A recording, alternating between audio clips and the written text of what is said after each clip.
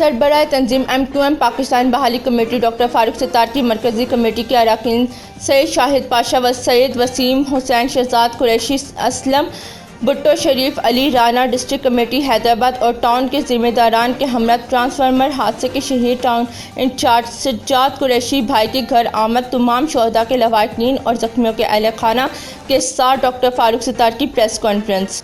Doctor Farooq Sattar और अरकान मरकज़ी कमेटी ने शहदा के इसाले सवाब और ज़ख्मियों की जल्द सेहतयाबी के लिए फातह ख्वानी की। इस मौके पर शहदा के लवाहिकीन और ज़ख्मियों के अहल खाना के हमरा मीडिया से गुफ्तगू करते हुए डॉक्टर फारूक सत्तार भाई ने कहा कि ये हादसा नहीं मुजरिमाना गफलत है और इस गफलत के ज़िम्मेदारों को इंसाफ के कटहरे में खड़ा किया जाएगा। डॉक्टर फारूक सत्तार ने कहा कि हैदराबाद के शहरी लावारिस नहीं हैं। सानिया के मुतासरीन को इंसाफ दिलाने के लिए इंसाफ का हर दरवाज़ा खटकाएंगे।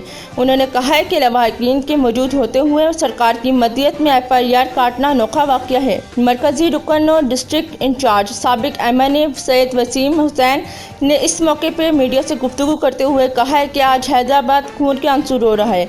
हर शख्स गमज़दा है, लेकिन हादसे के ज़िम्मेदार आज भी आज़ाद घूम रहे हैं। उन्होंने कहा है कि सिविल अस्पताल में ज़ख्मियों के इलाज के लिए कोई सहूलत ही दस्तयाब नहीं थी। अगर हैदराबाद में भी बेहतर इलाज की सहूलत मौजूद होती तो इतना जानी नुकसान नहीं होता। Report Mohammad Ilyas Qureshi, DNN news, Hyderabad.